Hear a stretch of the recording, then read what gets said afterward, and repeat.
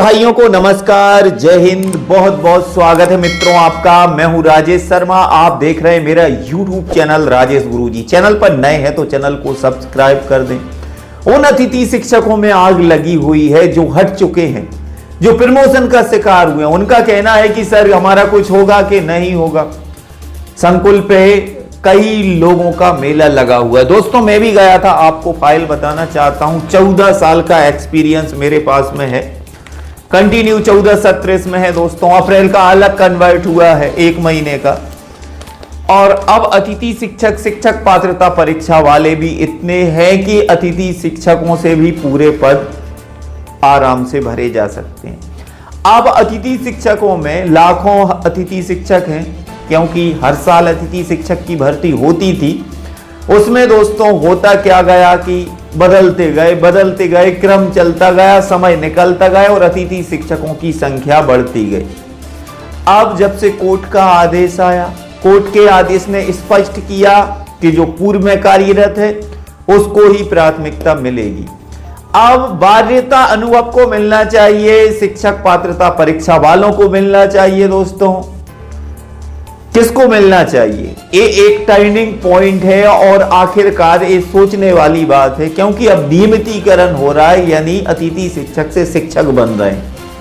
ये मैं नहीं कह रहा, ये संपर्क सूत्र बता रहे कि अब जल्दी से नियमितीकरण की प्रक्रिया चालू है। और वल्लभ भवन में आग लग गई दोस्तों। पता नहीं कौन कौन से डॉक्यूमेंट्स जले हैं। इसको लेकर एक कमेटी गठित की गई है, जांच होगी। लेकिन मेरे मित्रों, मैं आपसे ये कहना चाहता हूं, जो अतिथि शिक्षक 10-15 वर्ष जिसने रेगुलर काम किया है, जिसकी उम्र 50 साल हो चुकी है, उनका भी कुछ होना चाहिए। क्योंकि अब एक सोचने वाली बात है, अतिथि शिक्षक भागों में बटे हुए हैं मित्रों। शिक्षक पात्रता परीक्षा वाले अलग, अनुभव वाले अलग, जो हट चुके हैं वो अलग। तो इनकी संख्या बहुत हो चुकी है। अब किस किस का नियमितीकरण होगा, कौन कौन इसके पात्र होगा? दोस्तों कई प्रमाण होते हैं, इसमें एक अनुमान प्रमाण होता है कि ऐसा होगा। शिक्षक पात्रता परीक्षा पास वाले कह रहे हैं हम ही नियमित होंगे। लंबा अनुभव जिसके पास में है वो बोल रहे हैं कि हम नियमित होंगे। तो दोस्तों हमारा यह कहना है कि सभी का हित हो, कोई इस योजना से वंचित ना रहे। जिसने अतिथि में काम किया है 5 साल, 10 साल, 15 साल, और जिसके अभी कम हुए हैं, तो उस कंडीशन में उसको लाया जाए। लेकिन पॉलिसी बने तो पॉलिसी ऐसी बनना चाहिए जिससे कि सभी का हित हो, कोई उदास ना रहे। आज जो फेल थे वो रो रहे थे, सर हम तो 2 नंबर से रह गए, कोई 1 नंबर से रह गया, कोई 3 नंबर से रह गया, कोई फेल ही हो गया, किसने परीक्षा ही नहीं दी, किसी के पास में डीएड बीएड नहीं थी, उनको फॉर्म ही नहीं भर पाए और परीक्षा नहीं दे पाए। मैंने कहा डीएड बीएड क्यों नहीं की? बोले सर पैसे ही नहीं थे। कंटिन्यू लगे हैं जब से काम कर रहे हैं, और अब हमको आशा यह लग रही है कि पता नहीं हमारा आने वाला भविष्य कैसा होगा, क्योंकि हम कंपटीशन बढ़ा है। शिक्षक पात्रता परीक्षा का क्रेज बहुत ज्यादा है इस वक्त दोस्तों। उनकी जानकारी पोर्टल पर दर्ज हो रही है। अभी वही अतिथि शिक्षक थे।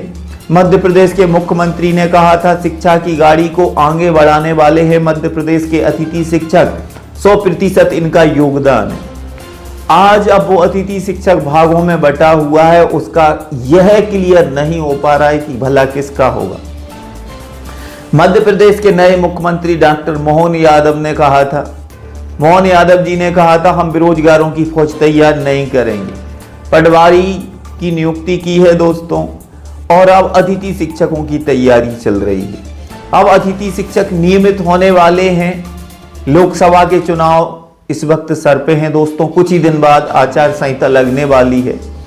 अब हम यह सोच रहे हैं कि पोर्टल को लेकर अब तारीख बढ़ रही है, यानी सीधा 1 सप्ताह बढ़ेगा, 1 सप्ताह के बाद में फिर 1 सप्ताह बढ़ेगा, 1 महीना निकल जाएगा। इसके बाद में कुछ ही दिन बाद में नया सत्र चालू हो जाएगा। अब अतिथि शिक्षकों का जो पैनल बना है, डायरेक्ट लोक शिक्षण संचालनालय भर्ती करेगा क्या दोस्तों? क्योंकि सत्यापन हो रहे हैं, जैसे नियमित शिक्षक, आप शिक्षक पात्रता परीक्षा पास होते हैं, नियमित शिक्षक की जो नई नियुक्ति होती है उस तरह से अतिथि शिक्षकों के डॉक्यूमेंट्सों का संकुल में सत्यापन किया जा रहा है। तो इससे मैंने यह अनुमान लगाया कि हाँ, नियमितीकरण को लेकर तो हो रहा है कुछ, लेकिन यह क्लियर नहीं हो पा रहा है कि अतिथि शिक्षक कौन कौन से नियमित हो रहा है, क्योंकि शिक्षक पात्रता परीक्षा वालों में भी बहुत सी विसंगति है। परीक्षा पास 3 में है, पढ़ा 2 में रहे हैं, परीक्षा पास 2 में है, पढ़ा 3 में रहे हैं, और जो 3 में पढ़ाने वाले परीक्षा पास वर्ग 1 में है, या वर्ग 1 की परीक्षा पास करने वाले वर्ग 3 में पढ़ा रहे हैं। तो इस तरह से यहां पर अगर कहीं ना कहीं देखी जाए तो दोस्तों, सोचने वाली बात तो यह है कि पूरा सिस्टम ही गड़बड़। अब शिक्षक पात्रता परीक्षा यानी वहीं से लीगल आता है, अगर नियमित होते हैं तो वर्ग 3 पास है तो वर्ग 3 में ज्वाइनिंग मिलेगी, या वर्ग 2 पास है तो वर्ग 2 में ज्वाइनिंग मिलेगी, वर्ग 1 पास है तो वर्ग 1 में ज्वाइनिंग मिलेगी। ऐसा होगा क्या? आप क्या बताना चाहते हैं? अभी एक भाई का फोन आया था, बोल रहे थे सर बीएड भी उसी सत्र में किया है और अतिथि शिक्षक में भी पढ़ाया है, क्या अनुभव प्रमाण पत्र का दावा कर दूं? मैंने कहा जी हाँ। ऐसे आप नहीं हैं, ऐसे हजारों अतिथि शिक्षक हैं जिन्होंने साथ में पढ़ाया है और बीएड डीएड भी साथ में किया है। अब उनका क्या होगा?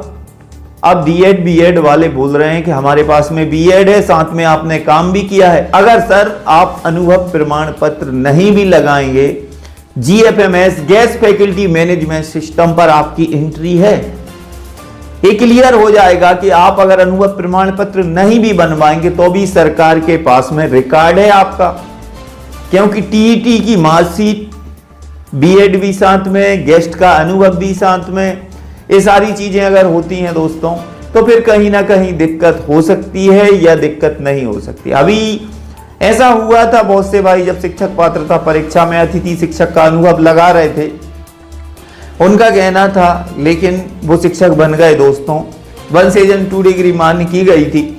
अब मैं आपको यह बताने वाला हूं, आप जितने भी मुझसे जुड़े हैं, 30-32 हजार अतिथि शिक्षक मुझसे जुड़े हैं, आप लोगों से मैं यह पूछना चाहता हूं कि आपके विचार क्या हैं कि कौन से अतिथि शिक्षक नियमित होना चाहिए। आप सभी बताएं। मेरा कहने का मतलब यह है कि पहले शिक्षक पात्रता परीक्षा पास हैं वो नियमित हो जाएं, जिसके बाद में शिक्षक पात्रता परीक्षा पास नहीं है उनकी एक विभागीय परीक्षा ली जाए और विभागीय परीक्षा के माध्यम से उनको नियमित किया जाए, लेकिन हटाया उनको भी ना जाए जो शिक्षक पात्रता परीक्षा पास नहीं है, जो कार्यरत हैं।